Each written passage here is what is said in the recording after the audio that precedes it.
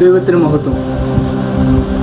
Exodus Bible study എന്ന Facebook പേജിലേക്ക്, lead Bible study എന്ന യൂട്യൂബ് ചാനലിലേക്ക് എല്ലാവർക്കും കർത്താവായ യേശുക്രിസ്തുവിന്റെ നാമത്തിൽ ഞങ്ങളുടെ സ്നേഹ വന്ദനം അറിയിക്കുന്നു. വീണ്ടും നമുക്ക് ദൈവജനമായി ആയിരിക്കാൻ ദൈവം നമ്മെ സഹായിച്ചു.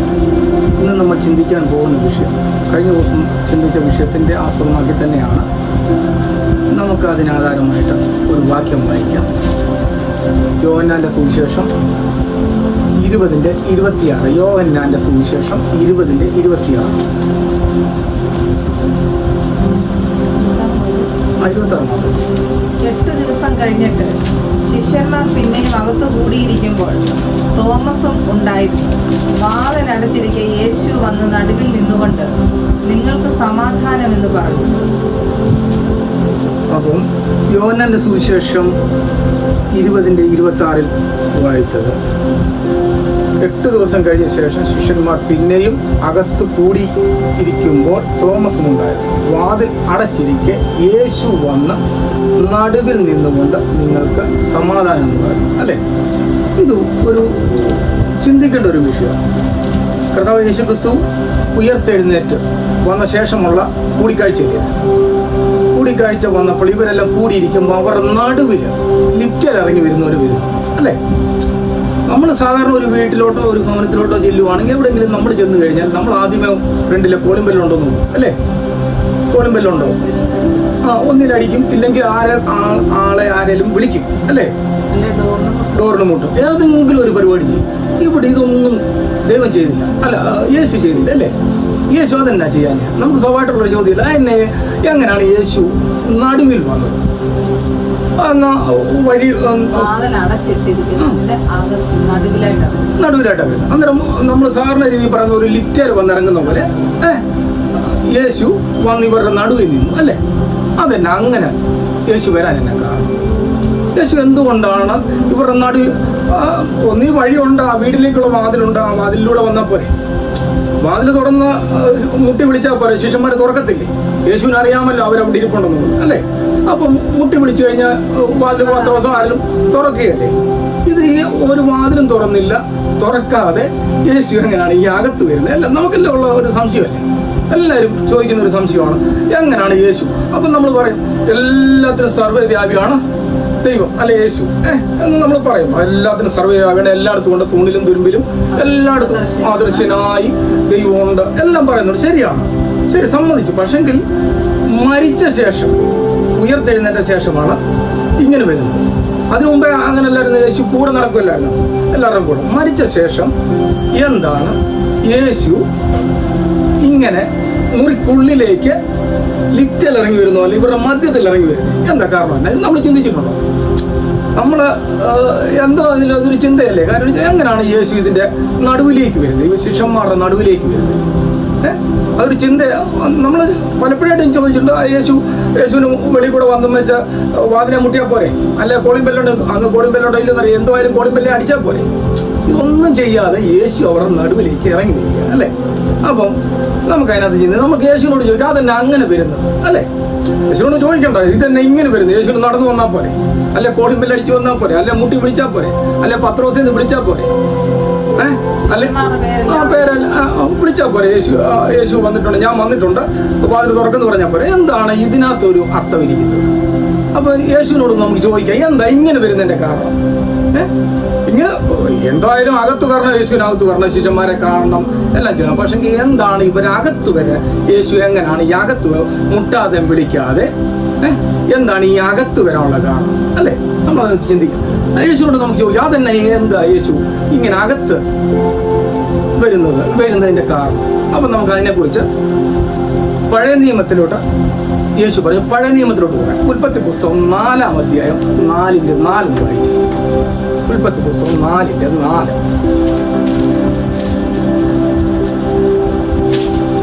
ഹാബേലും ആട്ടിൻകൂട്ടത്തിലെ കടിഞ്ഞൂലുകളിൽ നിന്നും അവയുടെ മേധസ്സിൽ നിന്നും തന്നെ ഒരു വഴിപാട് കൊണ്ടുവന്നു.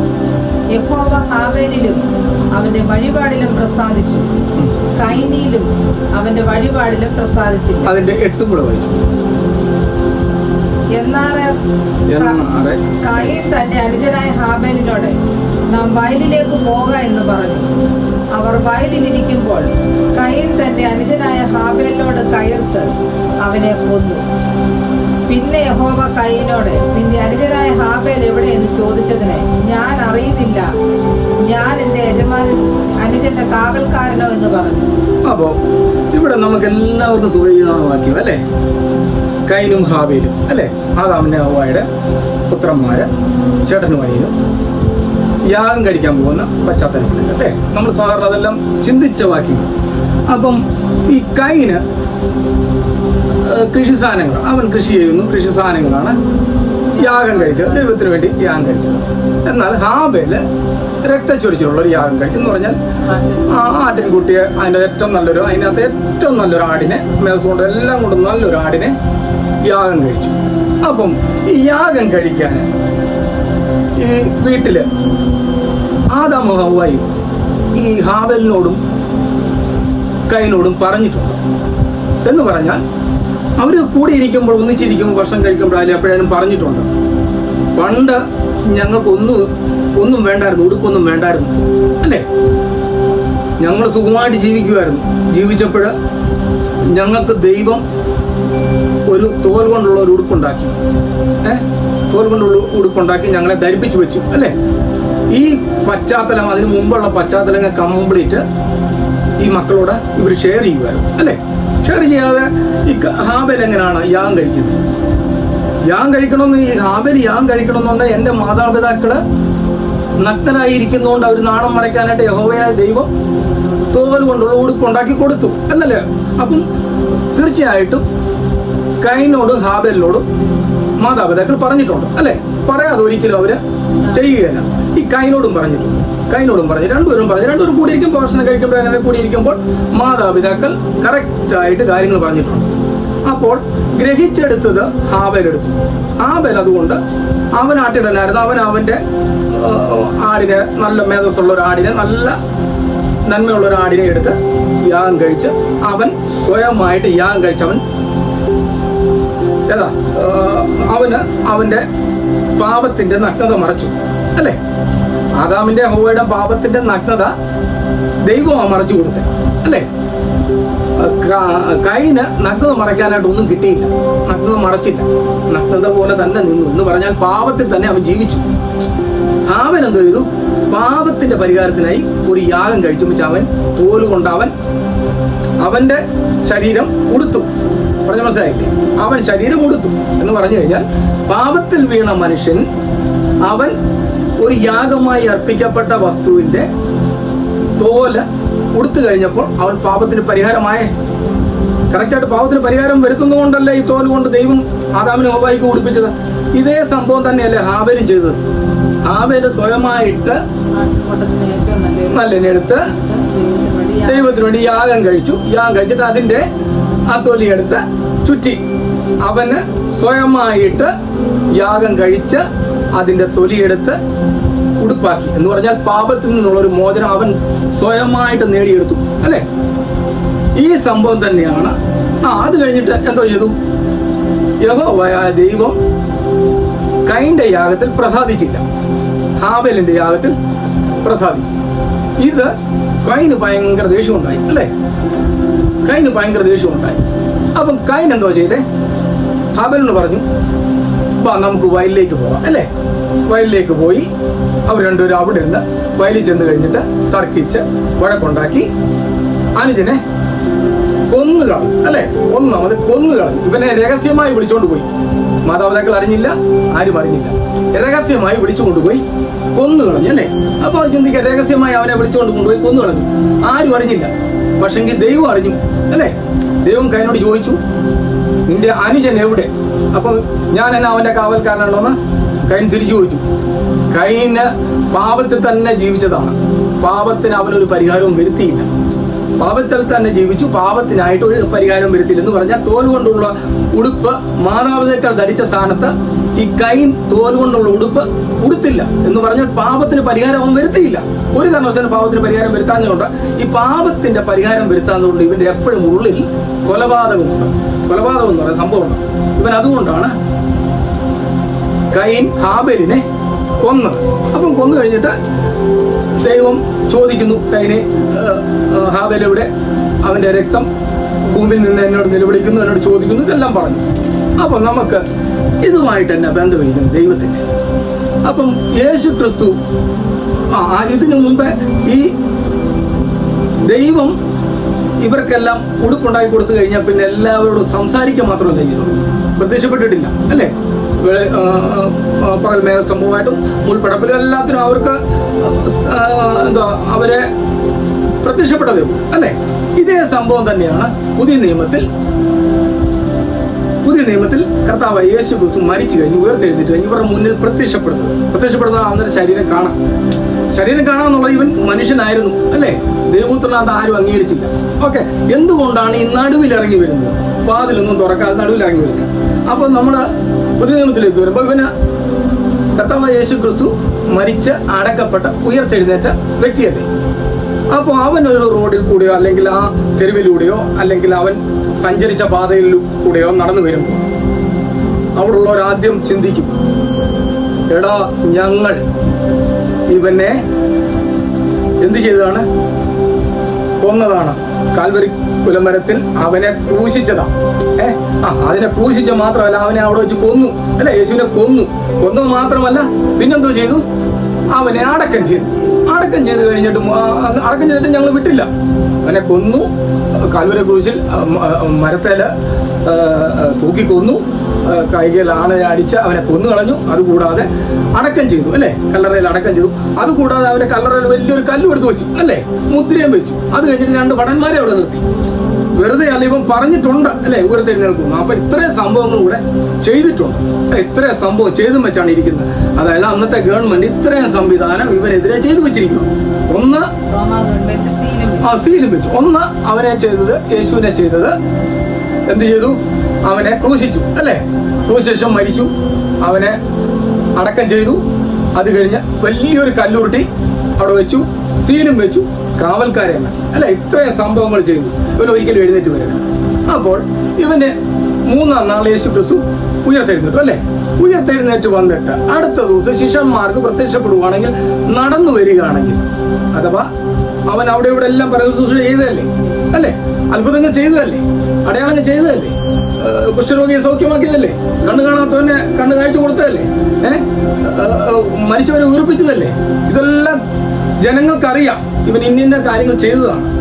താണ്ടതേ മിനിഞ്ഞാന്ന് ഞങ്ങൾ അടക്കം ചെയ്ത യേശു താണ്ടതേ നടക്കുന്നു അല്ലെ?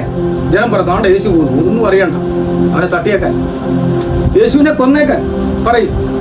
തീർച്ചയായിട്ടും പറയത്തില്ല. നമ്മളായാലും പറയല്ലോ, അവിടെ ആർഡർ ഇന്നലെ നമ്മൾ കുഴിച്ചിട്ട് ശവടക്കി വെച്ച വ്യക്തി ആടെ എഴുന്നേറ്റ് വരുന്നു. അവനെങ്ങനെ എഴുന്നേറ്റ് വന്ന? അവൻ പറഞ്ഞിട്ടുണ്ട് 3-ാം നാൾ എഴുന്നേൽക്കും. പക്ഷെങ്കിൽ ഇവൻ ദൈവത്തിനാണോ ഇല്ലയോ എന്ന് അറിയത്തില്ല. എന്തോ അവൻ എഴുന്നേറ്റ് വന്നിട്ടുണ്ട്. അവനെ ഒന്നും നോക്കണ്ട, തട്ടിയേക്കാൻ പറയും. ഈ കൈൻ എന്തോ ചെയ്തത്? കൈൻ ഹാബേലിനെ എന്താ ചെയ്തത്? മാതാപിതാക്കൾ പോലും അറിയാതെ കൊന്നുകളഞ്ഞില്ലേ? അപ്പോൾ തീർച്ചയായിട്ടും ദൈവം മനുഷ്യരൂപത്തിൽ വീണ്ടും വന്നു കഴിഞ്ഞാൽ, അതായത് ജനത്തിന്റെ മുന്നിൽ കൂടെ ഇറങ്ങി നടന്നു കഴിഞ്ഞാൽ, അത് അവിടെ വീണ്ടും ഒരു കൊലപാതകമാണ് അല്ലെ? കൊലപാതകവും കാര്യം വെച്ചാൽ ഹാബേല് രക്തച്ചൊരിച്ചിലുള്ള യാഗം കഴിച്ചിട്ടാ വരുന്നത് അല്ലെ? യാഗം കഴിച്ചപ്പോ അവന്റെ പാപം മറച്ചു. ഇതേ പാപം മറച്ച് ഫുൾ ലോകത്തിന്റെ മനുഷ്യവർഗത്തിന്റെ പാപം വഹിച്ച് മരിച്ച് അടക്കപ്പെട്ട ഉയർത്തെഴുന്നേറ്റ് വന്ന യേശുവാ ഏതാ? അപ്പോ യേശുവിനെ മറ്റുള്ളവർ കണ്ടു കഴിഞ്ഞാൽ, അതായത് ഇസ്രായേൽ മക്കൾ കണ്ടു കഴിഞ്ഞാൽ, തീർച്ചയായിട്ടും യഹൂദാജനം കണ്ടു കഴിഞ്ഞാൽ അവനെ കൊല്ലും, വീണ്ടും കൊല്ലും. അപ്പം ഒന്ന് തിരുവെഴുത്ത് നിറവേറണം. വീണ്ടും കൊന്നു കഴിഞ്ഞാൽ തിരുവെഴുത്ത് നിറവേറത്തില്ല. കാര്യം എന്നാ വെച്ചാൽ ഇവൻ വീണ്ടും ജനത്തിന്റെ ഇടയിൽ ഇറങ്ങാൻ ഒക്കത്തില്ല. ഇവന് ചെയ്ത പ്രവൃത്തി എന്ന് പറഞ്ഞാൽ, ഇവനെ ദൈവം ഏൽപ്പിച്ച പ്രവൃത്തി എന്ന് പറഞ്ഞാൽ മനുഷ്യന്റെ പാപത്തിന്റെ പരിഹാരത്തിന് വേണ്ടി മരിക്കുക, അടക്കപ്പെടുക, ഉയർത്തെഴുന്നേൽക്കുക അല്ലെ? എല്ലാ ശുശ്രൂഷ അവന്റെ കഴിഞ്ഞു. ദൈവത്തിന്റെ കഴിയും, ആ യേശുവിന്റെ കഴിയും. കഴിഞ്ഞു കഴിഞ്ഞപ്പോൾ ഇവൻ വീണ്ടും ഭൂമിയിൽ കൂടെ നടക്കുകയാണെങ്കിൽ, അതായത് പൊതുജനത്തിന്റെ കൂടെ നടക്കുകയാണെങ്കിൽ, ഇവനെ മറ്റുള്ളവർ നോക്കും. ഇവൻ താണ്ടതെ ഇത്രയും 3 ദിവസം ഞങ്ങൾ അവനെ അടക്കി വെച്ചതാ, അവൻ താണ്ടതെ പോകുന്നു, അവനെ കൊന്നേക്കാൻ പറയും. അപ്പോൾ തീർച്ചയായിട്ടും ഒരു മനുഷ്യൻ പോലും അറിയത്തില്ല വീണ്ടും കൊന്നു കഴിഞ്ഞാൽ. പിന്നെന്തോ ചെയ്യും? കൊന്നു കഴിഞ്ഞാൽ അന്നേരം പിന്നെ കൊന്നു കഴിഞ്ഞാൽ ഒരു മനുഷ്യനും അറിയത്തില്ല. ഇവന്റെ തെളിവെടുപ്പ് ഒന്നും നടക്കത്തില്ല അല്ലെ? വീണ്ടും ഇവനെ ആരും അറിയാതെ തന്നെ കൊന്നു കഴിഞ്ഞാൽ അവനെ കാണാതാകുകയല്ലേ, വീണ്ടും അവനെ കൊണ്ട് അടക്കുകയല്ലേ. കൈൻ എന്താ ചെയ്തേ? കൈൻ ഹാബേലിനെ കൊന്നു, കുഴിച്ചു മൂടി. ആരും അറിഞ്ഞില്ല, ഒരു മനുഷ്യൻ പോലും അറിഞ്ഞില്ല. ദൈവം അറിഞ്ഞു. ദൈവത്തിന്റെ സ്വരൂപത്തിന് സാധ്യപ്രകാരം നിർമ്മിച്ച ദൈവത്തിന് എല്ലാ കാര്യങ്ങളും അറിയാം. അപ്പം ഇതേ സംഭവം തന്നെയാണ് ഇവിടെ വരുന്നത്. എന്താണെന്ന് ചോദിച്ചു കഴിഞ്ഞാൽ, ഒരു യാഗം കഴിഞ്ഞിട്ട് ഹാബേൽ വന്നു അല്ലേ? യാഗം കഴിഞ്ഞിട്ട് വീട്ടിൽ വന്നു, സന്തോഷത്തോടെ ഇരിക്കുമ്പോഴാണ് കൈൻ പറയുന്നത് വയലിലേക്ക് പോകാം. ഇതേ സംഭവം തന്നെയാണ് കർത്താവായ യേശു ക്രിസ്തു നമുക്ക് വേണ്ടി മുഴുവൻ പാപത്തിന്റെയും മുഴുവൻ ജനതയുടെ പാപത്തിന്റെ പരിഹാരത്തിനുവേണ്ടി മരിച്ച അടക്കപ്പെട്ട ഉയരത്തിൽ ഈ പാപത്തിനൊരു മോചനം കൊടുത്തും വെച്ചാ യേശു നിൽക്കുന്നത്. അപ്പോൾ അവൻ വീണ്ടും അതേ സൃഷ്ടിപ്പിൽ തന്നെ മനുഷ്യന്റെ രൂപത്തിൽ മനുഷ്യന്റെ ഇടയിൽ വരുവാനൊക്കത്തില്ല. അവന്റെ പ്രവൃത്തി കഴിഞ്ഞു. ആ പ്രവൃത്തി കഴിഞ്ഞപ്പോൾ വീണ്ടും ആ പ്രവൃത്തി കഴിഞ്ഞു വെച്ച് അവൻ റോഡ് വഴിയോ അവന്റെ ശുശ്രൂഷാ മണ്ഡലത്തിൽ കൂടെ ഇറങ്ങി നടക്കുവാണെങ്കിൽ അവനെ യഹൂദന്മാർ കൊന്നുകളയും, വീണ്ടും കൊന്നു. അന്നേരം ഒരു മനുഷ്യനും അറിയത്തില്ല. അതാണ് അവിടെ യേശു എന്തിനാണ് വാതിൽ തുറക്കാതെ അകത്ത് വന്നത് അല്ലേ? കുട്ടിയല്ലേ വരാൻ ഒക്കത്തുള്ളൂ. എന്തുകൊണ്ടാണ് വരാമെന്ന് വെച്ചാൽ വീണ്ടും ഒരു കൊലപാതകം നടക്കും. കൈൻ ചെയ്തത് എന്താ? ആരും അറിയാതാ ചെയ്തത്. ഇപ്പോൾ യേശുക്രിസ്തു ഉയർത്തെഴുന്നേറ്റ് കഴിഞ്ഞാൽ ഇതേപോലെ തന്നെ ഉയർത്തെഴുന്നേറ്റ് മറ്റുള്ളവരുടെ ഇടയിലേക്ക് പോകാതിരുന്നതിന്റെ മെയിൻ കാരണം വീണ്ടും അപകടം സംഭവിക്കും, മരണം സംഭവിച്ച ഒരു മനുഷ്യനും അറിയത്തില്ല. ഇപ്പൊ ഞാൻ അങ്ങോട്ട് പോകുമ്പോൾ നടന്ന് യേശു കണ്ട നിൽക്കുന്നു, യേശു കണ്ട പോകുന്നു, അന്നേരം ഒന്നും അറിഞ്ഞില്ല. എടാ അവനെ ഞങ്ങൾ കുഴിച്ചിട്ടതാ, അവനെ കൊന്നേരെ, അവനെ ആരും അറിയണ്ട, കൊന്നേക്കാൻ പറയും. അതാണ് അവിടുത്തെ മെയിൻ വിഷയം എന്ന് പറഞ്ഞാൽ വീണ്ടും ഇതേപോലെ സ്വർഗത്തിന്റെ ആ ദൈവപുത്രൻ മനുഷ്യന്റെ ഇടയിൽ ഇറങ്ങി വരണമെങ്കിൽ വീണ്ടും ഇതേപോലെ പ്രത്യക്ഷപ്പെടാനേ ഒക്കത്തുള്ളൂ. ദൈവം എങ്ങനെയാണ് മനുഷ്യന്റെ ഇടയിൽ പഴയ നിയമകാലത്ത് ഇടപെട്ടത്, അതുപോലെ തന്നെ വീണ്ടും യേശു അതേപോലെ പ്രത്യക്ഷപ്പെടുവാനും ഇടപെടുവാനും ഇറങ്ങി വരുവാനും കഴിയും. അതിനാണ് പരിശുദ്ധാത്മാവ് വീണ്ടും ഇപ്പോൾ നമ്മളുടെ കൂടെ ഉള്ളത്. ദൈവമുണ്ട്, പുത്രനുമുണ്ട്, പക്ഷെ അതിനെ മുഴുവൻ നിയന്ത്രിക്കാനായിട്ട് ഇപ്പോൾ പരിശുദ്ധാത്മാവ്. അതിന്റെ മെയിൻ കണ്ടന്റ് ഇതാണ്. എന്തുകൊണ്ട് വാതിൽ തുറന്ന് യേശു അകത്ത് വന്നില്ല? നടുവിൽ ലിറ്റയിൽ ഇറങ്ങി വരുന്നു, നമ്മൾ പറഞ്ഞാൽ ലിറ്റയിൽ ഇറങ്ങി വരുന്ന പോലെ ദൈവം ഇറങ്ങി വന്നതിന്റെ മെയിൻ കാരണം ഇവൻ വീണ്ടും മനുഷ്യനല്ല, ദൈവപുത്രനാണ്. മറ്റുള്ളവരെ സാക്ഷ്യപ്പെടുത്തണമെന്നുണ്ടെങ്കിൽ അവന്റെ ശുശ്രൂഷ മുഴുവൻ കഴിഞ്ഞു. യേശുവിന്റെ ശുശ്രൂഷ മുഴുവൻ കഴിഞ്ഞപ്പോൾ അവന്റെ ശുശ്രൂഷ വെളിപ്പെടണമെങ്കിൽ ശിഷ്യന്മാരോട് പറയണം, വെളിപ്പെടുത്തി കൊടുക്കുമ്പോൾ പോകാനൊക്കത്തുള്ളൂ. ഞാൻ മരിച്ചിരുന്നു, അടക്കപ്പെട്ട് ഉയർത്തെഴുന്നിട്ട് ഞാൻ നിങ്ങൾക്ക് വേണ്ടി ജീവിക്കുന്നു, നിങ്ങൾക്ക് വേണ്ടി സ്ഥലം ഒരുക്കാൻ പോകുന്നു. ഇതെല്ലാം തെളിയിച്ച് കഴിഞ്ഞിട്ട് മുകളിലോട്ട് പോകാനൊക്കത്തുള്ളൂ. അതുകൊണ്ടാണ് അവർക്ക് പ്രത്യക്ഷമായത്, അവരുടെ ഇടയിലേക്ക് ഇറങ്ങി വന്നത്, നടുവിൽ ഇറങ്ങി വന്നത്. അല്ലെങ്കിൽ പിന്നെ കയറി വന്നാൽ പോരെ.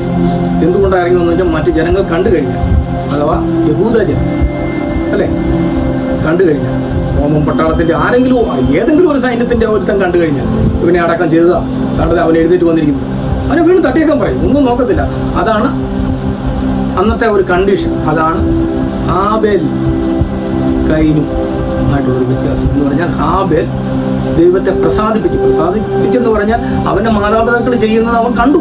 മാതാപിതാക്കൾ അനുസരണമുള്ള ഒരു മകനായിരുന്നു ഹാബേൽ. അതുകൊണ്ടാണ് മാതാപിതാക്കൾക്ക് തോല് കൊണ്ടുള്ള ഉടുപ്പിച്ചതുപോലെ അവൻ സ്വയം രക്തച്ചൊരിച്ചിലുള്ള യാകുന്നത്, അവൻ പാപത്തിന്റെ പരിഹാരം വെച്ച് വരുന്ന വരവ് അവൻ അല്ലേ എന്ന് പറഞ്ഞാൽ, യേശുവും പാപത്തിന്റെ പരിഹാരം മുഴുവൻ ജനത്തിന്റെ, ഒരാടെ അല്ല, മുഴുവൻ ജനത്തിന്റെ. ഇത് അവന്റെ പാപപരിഹാരത്തിന് വേണ്ടി ഹാബേൽ ചെയ്തിട്ട് പോകുന്നു അല്ലേ, പക്ഷെ ഇത് മുഴുവൻ ലോകത്തിന്റെയും പാപപരിഹാരത്തിന് വന്നത്. അന്ന് ഹാബേൽ അവന്റെ മാത്രം യാഗം കഴിച്ച് അവന് വേണ്ടി പാപത്തിന്റെ പരിഹാരം വരുത്തി വന്നപ്പോൾ അവനെ കൊന്നുകളഞ്ഞു, കയറി വന്നു. അതും കൂടെ നിന്നാര സഹോദരൻ കൊന്നുകളഞ്ഞു അല്ലേ. അപ്പോൾ ദൈവം പറഞ്ഞത് എവിടെയെന്ന് ചോദിച്ചു. അപ്പോൾ എനിക്കറിയത്തില്ല. ഇതൊക്കെ അന്നേരം വീണ്ടും യേശുവിനെ കൊന്നു കഴിഞ്ഞാൽ അവിടെ തെളിവില്ലാതായി എന്ന് പറഞ്ഞാൽ ഒരു തെളിവില്ലാതായി പോകും. ദൈവത്തിനറിയാം, ദൈവം അയച്ച വ്യക്തിയാണ്, പക്ഷെങ്കിൽ അറിയാം. പക്ഷെ കൈനോട് ചോദിക്കുന്ന പോലെ പിന്നെ ജനത്തോട് ചോദിക്കേണ്ടി വരും ദൈവത്തിന്. അതുകൊണ്ടാണ് യേശു എല്ലാവരുടെ മുന്നിൽ പ്രത്യക്ഷപ്പെടുന്നത്. മെയിനായിട്ടുള്ള കാരണം അതാണ്, എല്ലാവരുടെ മുന്നിൽ പ്രത്യക്ഷപ്പെടാനുള്ള മെയിൻ കാരണം ഇതാണ്. ആ ഒരു വചനം കൊണ്ട് അർത്ഥമാക്കുന്നത്. എന്തുകൊണ്ടാണ് നമുക്കെല്ലാം ഉള്ള സംശയം, എന്തുകൊണ്ടാണ് ദൈവം നടുവിൽ പ്രത്യക്ഷനാവുന്നത് അല്ലേ? കയറി വന്നാൽ പോരെ ചോദിക്കുമ്പോൾ മെയിനായിട്ട് ഇതാണ്. വീണ്ടും അവന് കയറി വരാൻ ഒക്കത്തില്ല. അവൻ ഇത്രയും നാൾ 3.5 വർഷം മനുഷ്യരുടെ കൂടെ നടക്കുമായിരുന്നു അല്ലേ? ഇനി അങ്ങനെ കൂടെ നടക്കാൻ ഒക്കത്തില്ല. ഇനി കൂടെ നടന്നാലും ഇവൻ മരിച്ചിട്ട് ഉയർത്തെഴുന്നേറ്റ് വരാം. ഇവനെ കണ്ടു കഴിഞ്ഞാൽ വീണ്ടും കൊല്ലും.